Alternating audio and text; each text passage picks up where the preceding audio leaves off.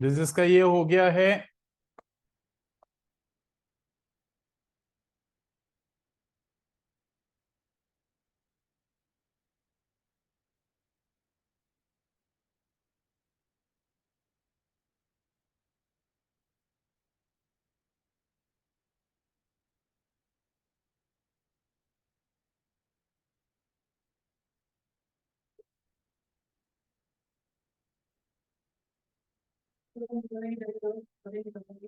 पहले इनको आने दो, ये सेटल हो जाए।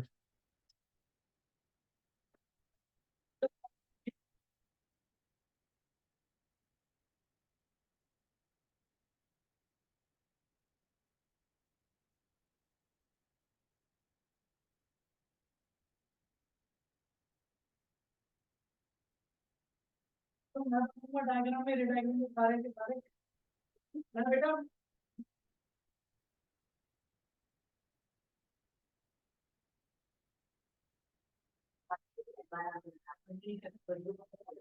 मतलब तुम बैठे बैठे तो सारे बनाने हैं।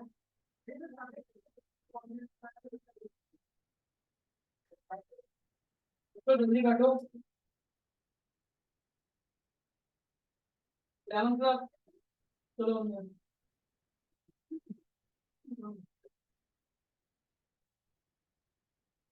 11 का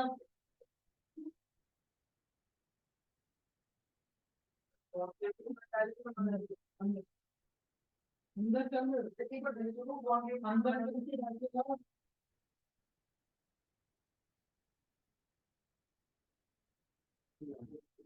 सर जल्दी से क्वेश्चंस लिख रहे हो वंश भैया? अगर यहां पर देखेगा तो H B R higher degree पर बी आर और लोअर डिग्री पर एच है। वंश कहाँ गया? वो तो बाहर ही नहीं आया वो, मेरे को लगा आ गया।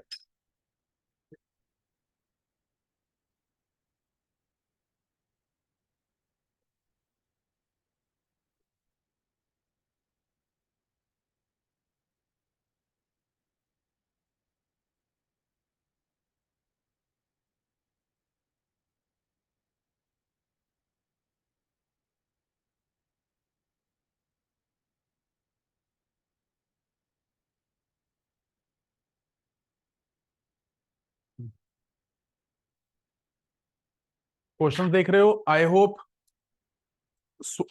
Short note on Swarts reaction में या क्लोरोबेंजीन से नाइट्रोबेंजीन जाने में कोई दिक्कत तो, सॉरी, नाइट्रोबेंजीन से क्लोरोबेंजीन जाने में कोई दिक्कत तो नहीं होगी? अगर मैं याद दिला दूं इन दोनों, और इसको भी एक बार डिस्कस कर लेते हैं, तो प्लीज ध्यान दीजिएगा। H B R Markovnikov rule possess करता है या एंटी मार्कोनिक ऑफ रूल? तो हायर डिग्री पर बी आर और लोअर डिग्री पर, यानी C H three C H three single bond C H two, यहां एच आ जाएगा और यहां बी आर। पक्का? तेरह वाला क्वेश्चन। अब इसी तरह से बेंजीन से क्या बनाना है बेटा? 4 क्लोरो नाइट्रो।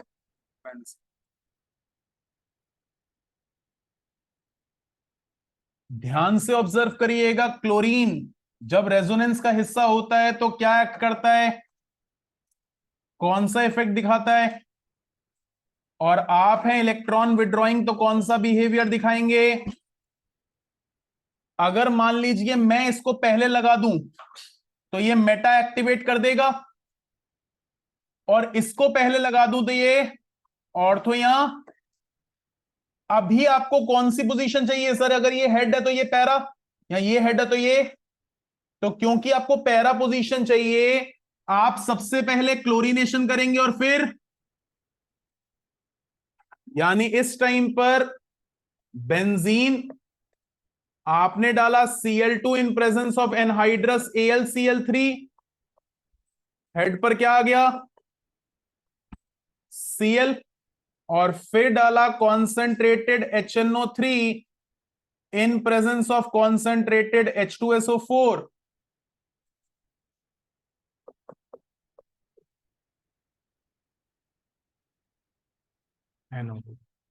पक्का? इसके अलावा अगर कोई ये सोच रहा है नाइट्रो से आप एनिलीन जाओगे, फिर एनिलीन से डाइजोनियम सॉल्ट, फिर डाइजोनियम सॉल्ट से क्लोरोबेंजीन। कुछ इंपॉर्टेंट क्वेश्चंस हैं, प्लीज जल्दी से लिखिए, फिर हम लोग इससे आगे की बातचीत शुरू करते हैं।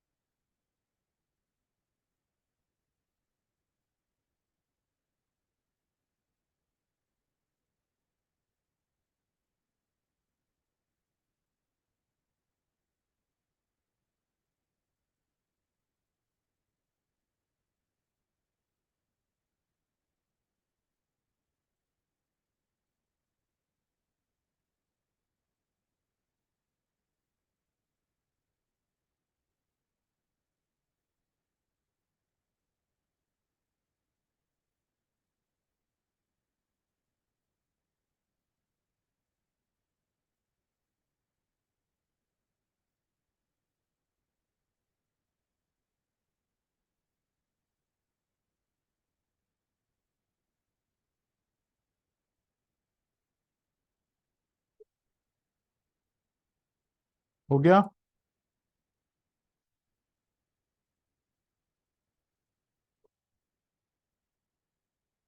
ध्रुव भैया प्लीज ऑफलाइन आना शुरू कर दो।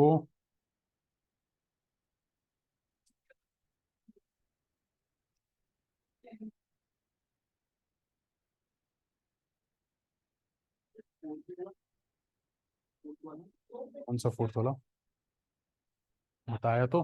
नाइट्रोबेंजीन से एनिलीन रिडक्शन, उसके बाद डाइजोनाइजेशन, डाइजोनियम सॉल्ट, फिर उसके बाद सैंडमेयर्स।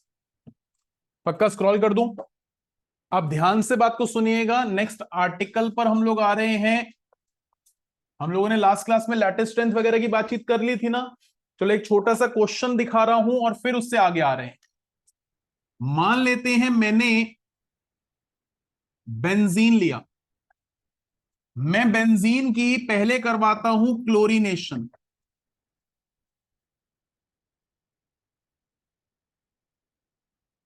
तो हेड पे सीएल आ जाएगा। अब ये जो सीएल है सबको पता है act as electron donating species, और कौन सा इफेक्ट दिखाता है? बस, तो एक्टिवेट करता है क्या? Ortho and para for electrophilic substitution. इसमें मैं डालूं concentrated HNO3 in presence of concentrated H2।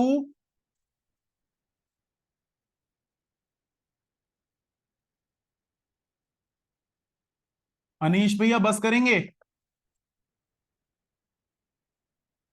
तो ये आपके पास बना मेजर कंपाउंड और ये बना,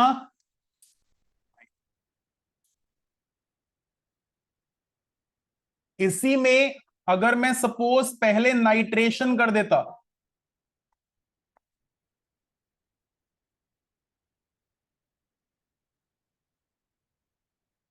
तो मेरे हेड पर क्या आ जाता? अब ये जो NO2 है ये इलेक्ट्रॉन विड्रॉइंग है, -R दिखाता है, तो या तो डीएक्टिवेट करेगा, नहीं तो अगर एक्टिवेट करेगा तो कौन सा? Meta position towards electrophilic substitution. उस केस में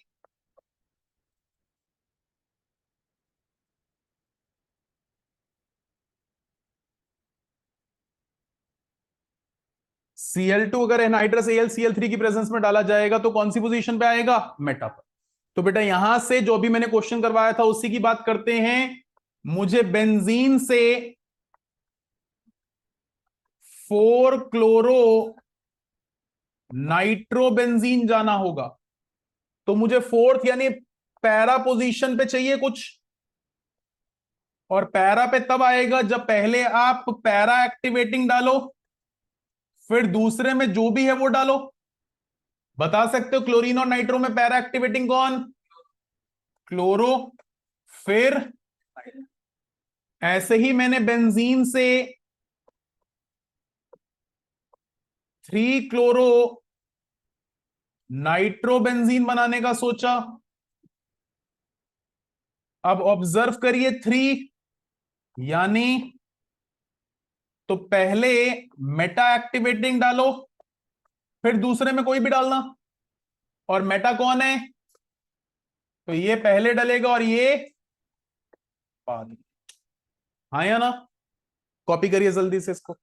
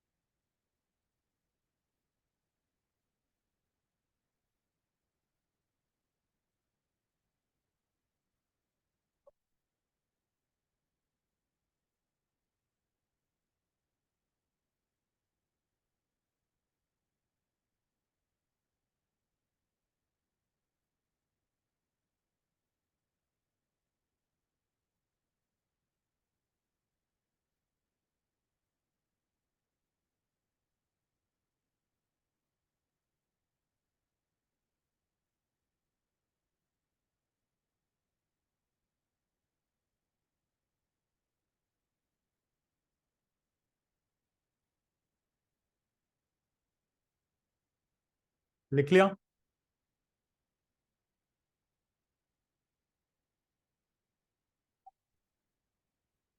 कर दो ना स्क्रॉल, लिख लो।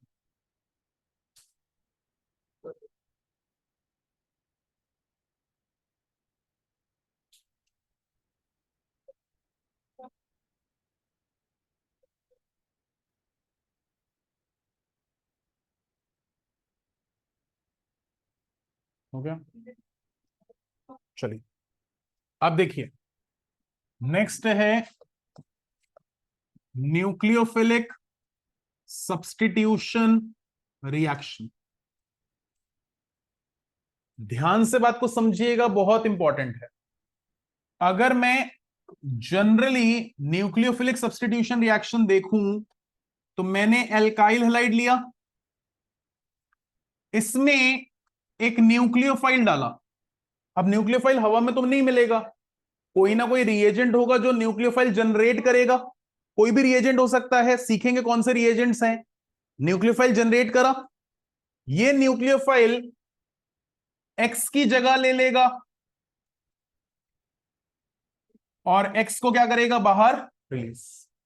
प्रथम इस टाइम पर एक्स माइनस को एनयू माइनस ने सब्सटीट्यूट कर दिया, एक न्यूक्लियोफाइल को दूसरे न्यूक्लियोफाइल ने सब्सटीट्यूट कर दिया, तो यहां पर है न्यूक्लियोफिलिक सब्सटीट्यूशन रिएक्शन।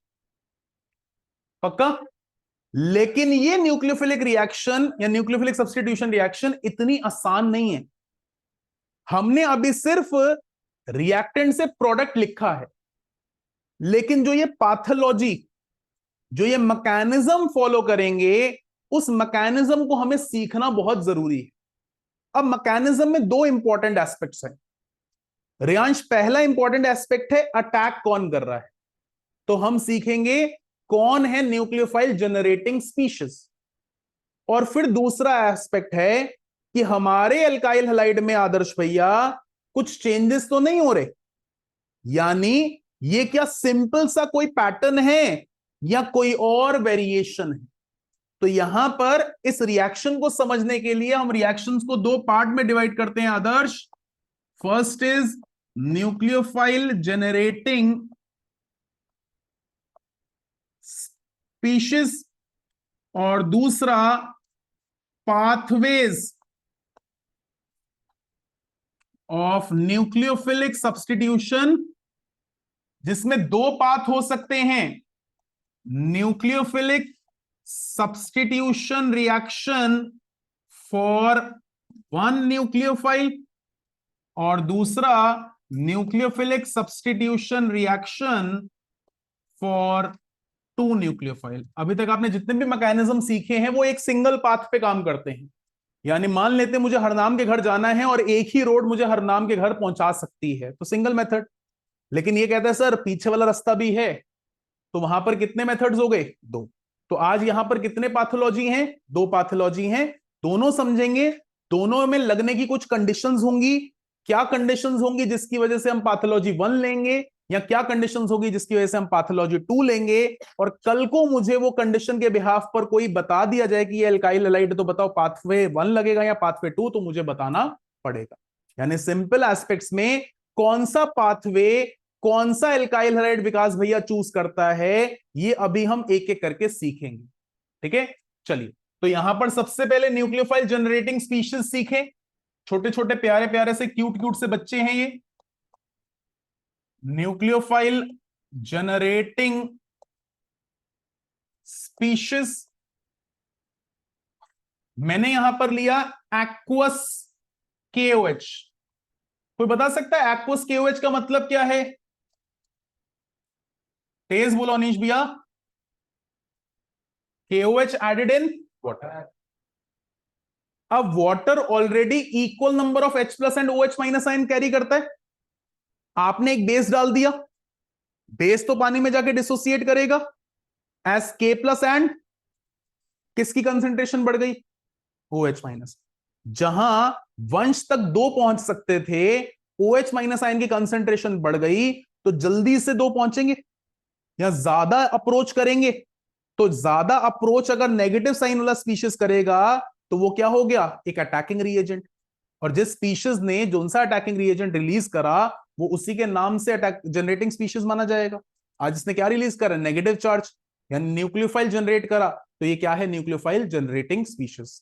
मैं लिखता हूं, आपने लिखा एक्वस KOH, ये अल्टीमेटली कंसंट्रेशन किसकी बढ़ा रहे हैं, इसलिए ये कौन सा न्यूक्लियोफाइल रिलीज कर रहे हैं? यानी ये है न्यूक्लियोफाइल जनरेटिंग स्पीशीज। इसी की जगह पर मैं लिख लूं एक्वस NaOH,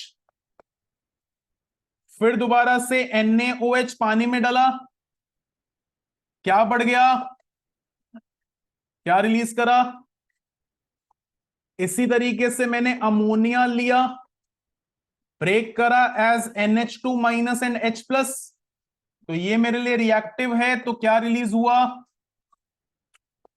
ऐसे ही बेटा मैंने लिखा RNH2 1 डिग्री अमीन, तो ये ब्रेक हुआ RNH माइनस और H प्लस, तो RNH charge minus is nucleophile.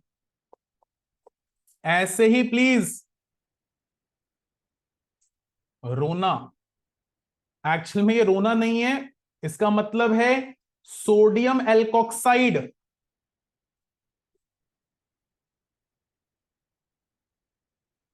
किसी को याद हो तो ईथर ग्रुप है, और ये ब्रेक करेगा स्टेबल Na प्लस और OR माइनस में। ऐसे ही मैंने लिखा R C double bond O O N A, तो ये है सोडियम एल्केनोएट एस्टर ग्रुप में, तो Na+ और RCOO माइनस, तो RCOO माइनस इज न्यूक्लियोफाइल। और भी न्यूक्लियोफाइल सीखते हैं, आप ध्यान दीजिएगा थोड़ा प्लीज, बहुत इंपॉर्टेंट बात है। मैंने सपोज लिखा KCN, तो ये देता है Cn-, ये जाकर लगेगा एज सियानो या साइनाइड। मैंने लिया AgCN, ये रिलीज करेगा Nc-, यानी आइसोसियानो। मैंने लिखा KNO2, ये रिलीज करेगा ONO-, यानी नाइट्रोसाइल। मैंने लिखा AgNO2, ये रिलीज करेगा NO2-, यानी नाइट्रो ग्रुप। अब यहां पर सर ये उल्टे सीधे क्यों हो गए, उसका भी रीजन बताता हूं। और दूसरा सर, एक न्यूक्लियोफाइल सीधा सीधा Cn- लगता ना, क्या एक Cn- एक Nc- लग रहा है? तो यहां पर हम जरा एक टर्म सीखते हैं, और वो टर्म है एम्बिडिएंट न्यूक्लियोफाइल। मतलब सर मेरे न्यूक्लियोफाइल का मतलब क्या है? Sir any species either having a negative charge or having a pair of electron available to donate. कोई स्पीशीज लुईस बेस हो या उस पर नेगेटिव चार्ज हो तो वो न्यूक्लियोफाइल है। व्यान में याद दिला दूं, क्लास 11 न्यूक्लियोफाइल के लिए आपने बोला थे बहुत सारी टर्मिनोलॉजी, उनमें से मैं दो टर्मिनोलॉजी इस्तेमाल कर रहा हूं, लुईस बेस यानी इलेक्ट्रॉन रिच, और साथ में क्या, नेगेटिव चार्ज वाला, क्या कहलाता है, न्यूक्लियोफाइल।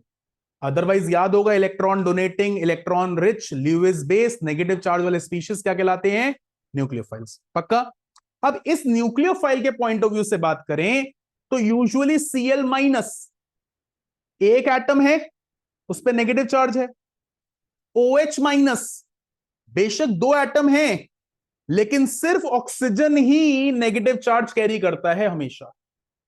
यानी एक मॉलिक्यूल में एक एटम पे भी नेगेटिव चार्ज है या सरप्लस इलेक्ट्रॉन है, तो आप उस पूरी एंटिटी को क्या बोलते हैं, न्यूक्लियोफाइल।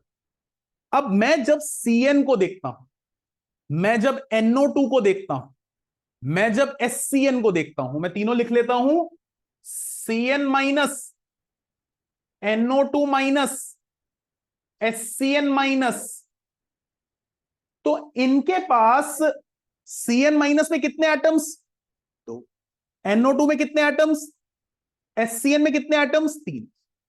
अगर मैं Cn- के एग्जाम्पल पे चलूं तो Cn- में कितने एटम्स, ये दोनों एटम्स ऐसे एटम्स है विकास कि इनमें से कोई भी एटम न्यूक्लियोफाइल की तरह इस मॉलिक्यूल को बिहेव करवा सकता है।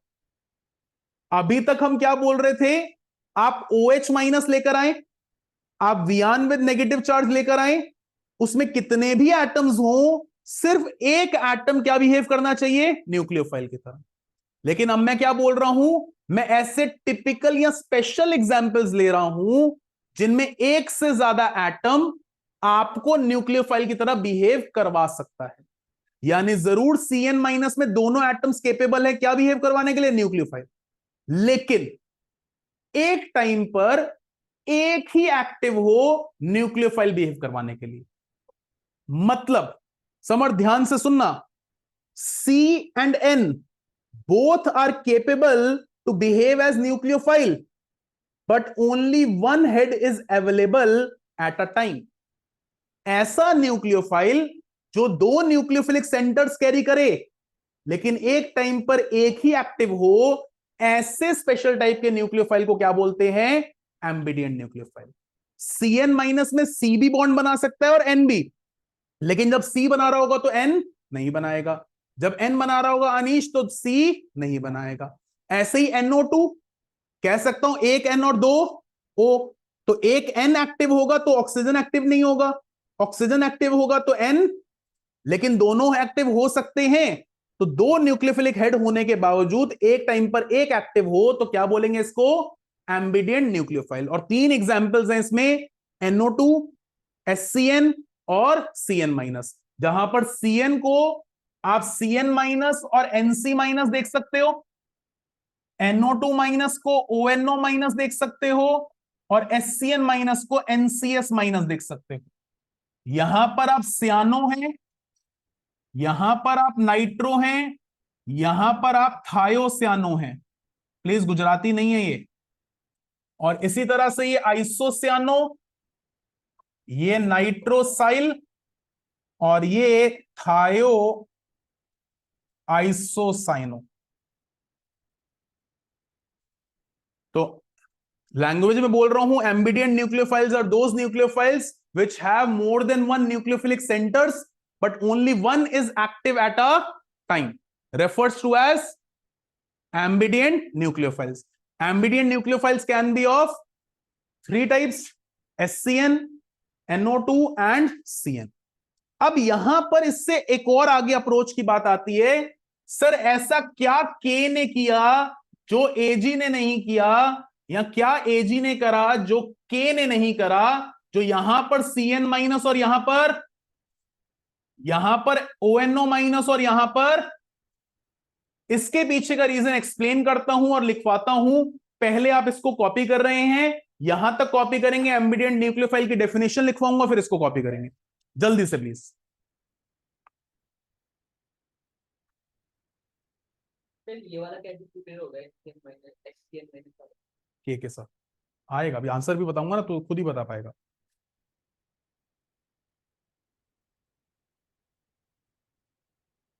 सर एक वैसे छोटा सा क्वेश्चन है, न्यूज देख रहे हो या नहीं देख रहे हो आजकल? कल कुछ होने वाला है, उसके लिए एक्साइटेड हो ऐसे? मॉक ड्रिल है क्या? Actually it is a pre preparation related to a unfortunate attack which may happen in your state or city. पीछे हट जाओ, ठीक है ना? और वो चीज सिर्फ आपके लिए एक मॉक ड्रिल है, बट कहीं ना कहीं वो जो भी चीज है, आपको कितना सुनाई देगा, कितना आपको पता है नहीं पता है, मेंटली और फिजिकली उसके लिए एक्टिव जरूर रहिएगा। क्या होता है, वंश कहे भाई साहब ब्लैकआउट हो गया, मैं टॉर्च लेकर लेजर लाइट लेकर ऊपर खड़ा हो रहा हूं, तो अभी तो कुछ नहीं होगा, और गॉड फॉरबिड हो भी ना, क्योंकि मेरे लिए भी फर्स्ट अक्रेंस है, तो आप लोगों के लिए तो बिल्कुल ही फर्स्ट है। तो मैं आप लोगों से देख, स्कूल का नहीं कह सकता हूं, स्कूल में नहीं होगा, क्योंकि बहुत सारे स्कूल्स हैं, आउट ऑफ मैनी 1 2 और 3 और 5, या जो हमारी प्रोमिनेंट प्लेसेस के आसपास हैं। फ्रॉबल के आसपास कुछ भी प्रोमिनेंट नहीं है, लेकिन अगर इंडिया गेट वगैरह के आसपास देखें, जो लेजिस्लेटिव असेंबलीज के आसपास है, हाँ, वहां पर ये चीजें हो सकती हैं। यहाँ बहुत ज्यादा क्राउडेड एरियाज में, हालांकि कुछ वॉर के प्रिंसिपल्स होते हैं, वो प्रिंसिपल्स के अंदर सिविलियंस पे अटैक होना नहीं चाहिए, बट यहाँ पर तो वॉर ही शुरू सिविलियन अटैक पे हुई है, यहाँ होगी अगर होती है तो उस कॉन्टेक्स्ट के अंदर अगर ऐसा कुछ भी होता है तो भैया सिविलियन एरियाज, रोलबाग, चांदनी चौक, और मैं कह रही है सर उनको कैसे पता चलेगा यहाँ पे चांदनी चौक है ना? तो सारी सैटेलाइट इमेजेस होती हैं, डेंसिटीज होती हैं, आज की डेट में गूगल देखता ही आपका पहुंचा देता है सब जगह पे, तो सब कुछ है। बट वैसे तो बहुत ज्यादा चीजें हैं, क्योंकि इतना चीजें आएंगी नहीं, क्योंकि we have air defence systems and we have airplanes और air force which are capable of dodging. But अगर हम लोग इसी चीज को, इसी सिचुएशन को सपोज यूक्रेन के साथ देखें, यूक्रेन रशिया की फाइट है, और आप यूक्रेन वाली साइड हो, यानी ऐसी साइड में हो जिसके पास डिफेंस सिस्टम्स नहीं है, या प्री एक्टिवेटेड नहीं है, एफिशिएंट नहीं है, तो उसमें तो भैया कोई भी कहां से भी प्लेन घुसकर कहीं पर भी बॉम्बार्डिंग करके जा सकता है।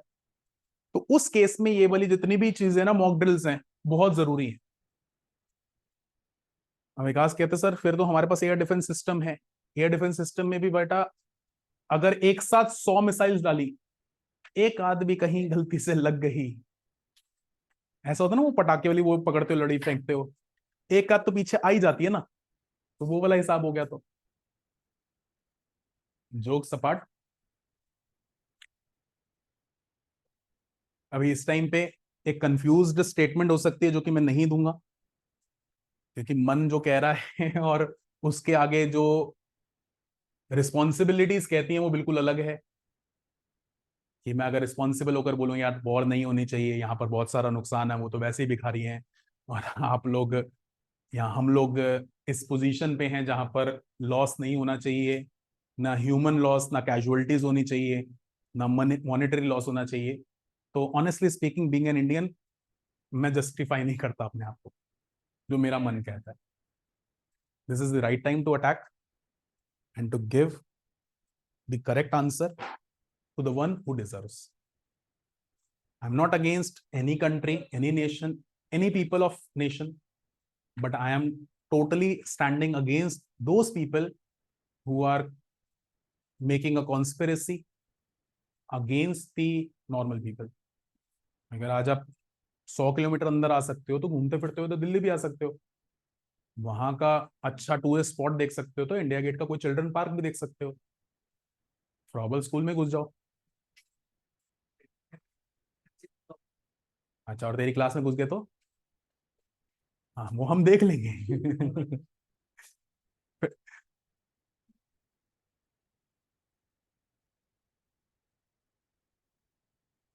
It is too far to think about it, but definitely जो भी चीज हो अच्छा होना चाहिए, खराब नहीं होना चाहिए। तो अगर गॉड फॉरबिड कभी आगे ऐसा होता है कि आपके बंद हो जाती हैं, सपोज लाइट्स, ब्लैकआउट्स होते हैं, तो बेवकूफों की तरह छत पे मत चले जाना, कोविड की तरह ताली बजाने, यहाँ ढोल पीटने, ये रहा मैं, ये रहा, है ना, है ना।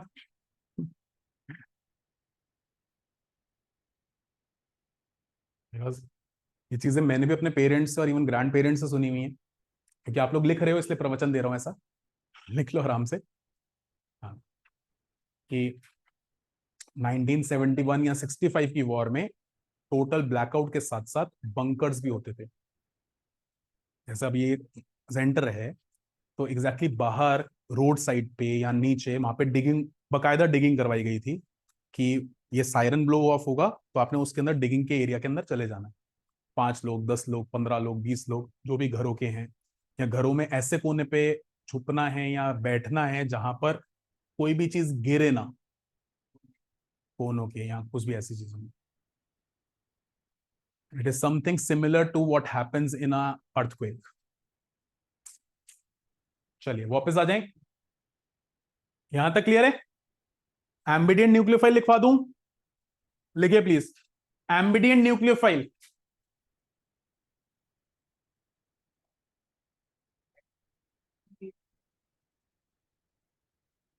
a nucleophile having two nucleophilic centers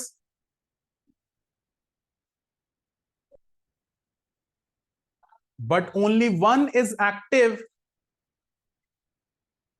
but only one having two nucleophilic centers but only one is active at a time.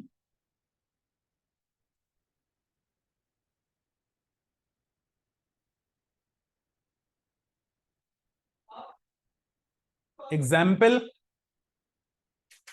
Please बेटा, ये पूरा लिख रहे हो?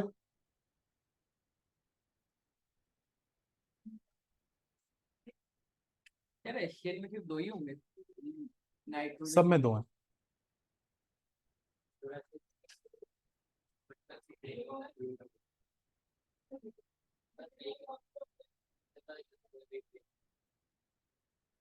कभी उस चीज की हिस्ट्री को पढ़ना, where is a geographical position of Israel,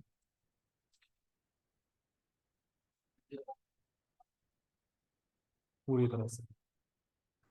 उसके लिए और कोई सेकंड चीज ही नहीं है। To save and preserve its existence, they have to be aggressive.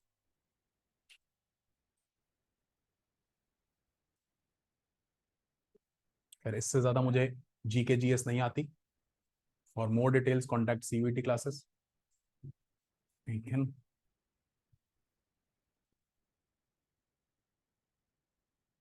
Nitro second वाला नाइट्रोसाइल, SYL।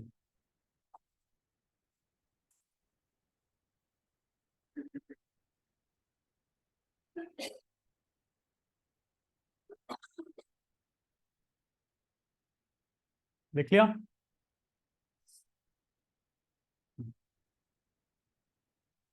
अब लिखो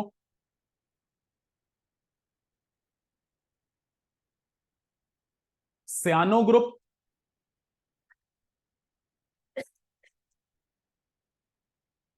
when attached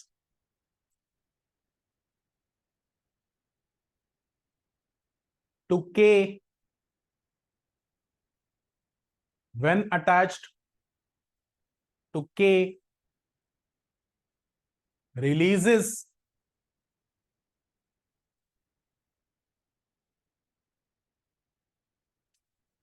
Cn minus while attached to Ag, releases Nc minus.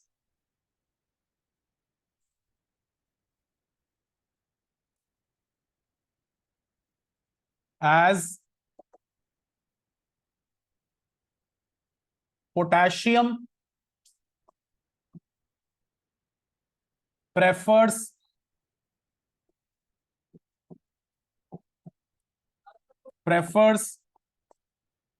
more ionic character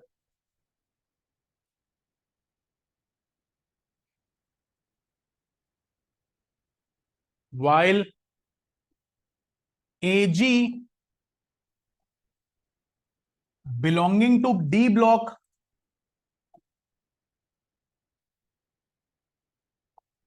prefers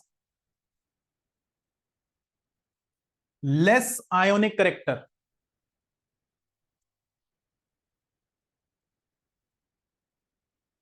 Similarly,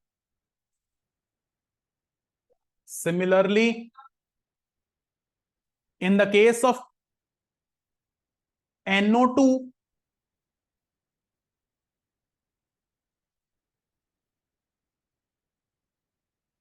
when attached with K and Ag,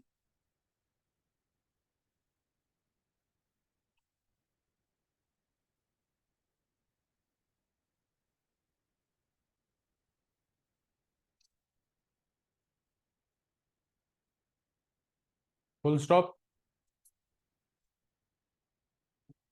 KCN during substitution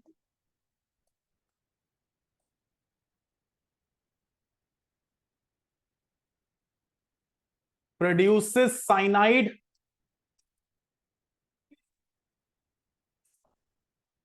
AgCN during substitution produces isocyanide.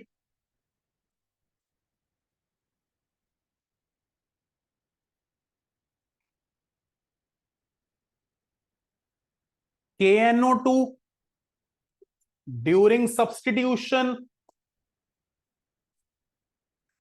produces nitrosyl, while AgNO2, board पे लिखा हो वैसे, AgNO2 during substitution produces nitro product.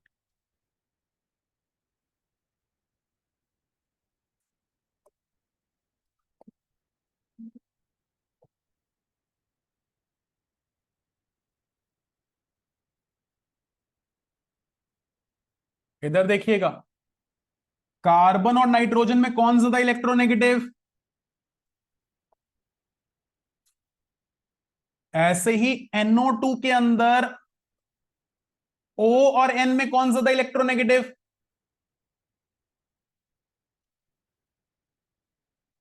अगर आप KCN की बात कर रहे हो तो Cn माइनस लिख रहे, जिसकी वजह से जो के है वो ज्यादा इलेक्ट्रोनेगेटिव के साथ जुड़ा है आयोनिक कैरेक्टर ज्यादा रखने के लिए, वहीं पर एजी कम इलेक्ट्रोनेगेटिव के साथ जुड़ा है, हाँ या ना। अब जब आप KNO2 या AgNO2 की बात करोगे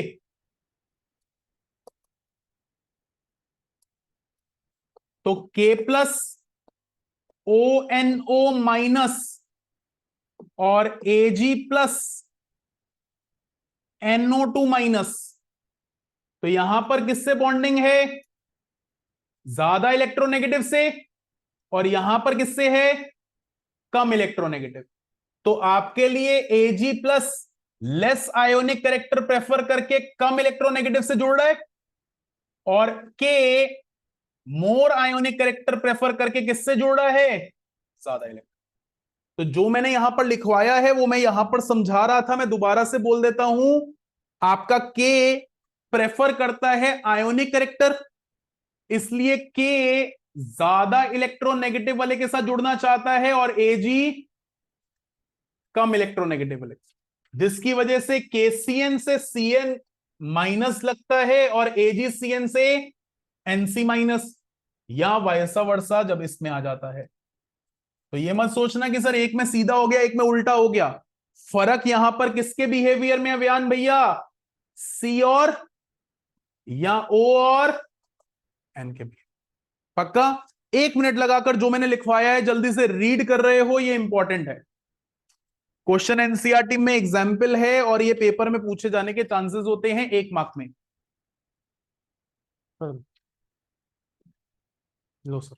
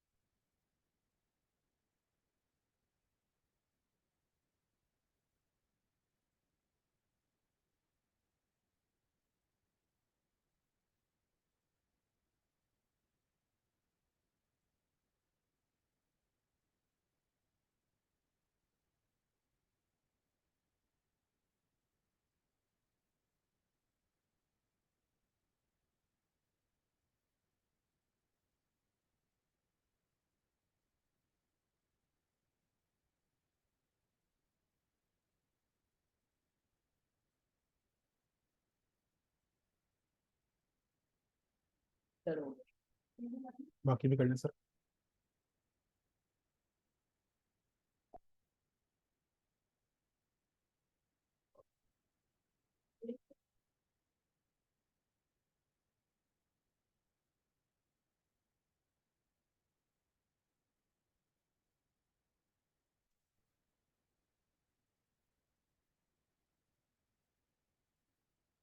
हो गया।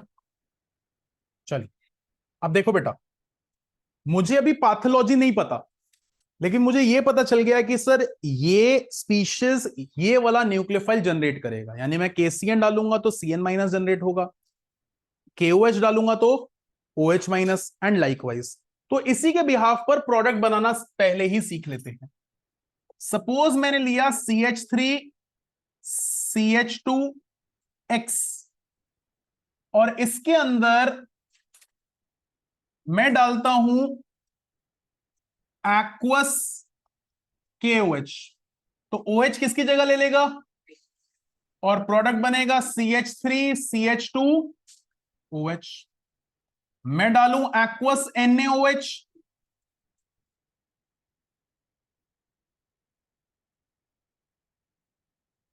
मैं डालूं CH3ONa, तो CH3CH2OCH3, मैं डालूं CH3C डबल बॉन्ड ONa, तो CH3CH2OC डबल बॉन्ड OCH3। मैं यहां पर डालता हूं KCN, तो CH3CH2CN, मैं डालूं AgCN, तो CH3CH2NC, मैं डालूं KNO2, तो CH3CH2ONO, मैं डालूं AgNO2, तो CH3CH2NO2, ऐसे ही मैं डालूं अमोनिया NH3, तो CH3CH2NH2। तो मैंने अभी कैसे ये बन रहे हैं बीच का मैकेनिज्म अभी डिस्कस नहीं करा है, कह सकते हैं पाथवे डिस्कस नहीं करा, बट मुझे पता है कि ये न्यूक्लियोफाइल जनरेट होंगे तो कहीं ना कहीं ये प्रोडक्ट बनेगा, क्योंकि एक्स ने न्यूक्लियोफाइल ने एक्स की जगह लेनी और एक्स ने न्यूक्लियोफाइल की। अब यही काम आप पहले तो कॉपी कर रहे हो और फिर घर से रिस्पेक्टफुली इनके साथ कंप्लीट कर रहे हो।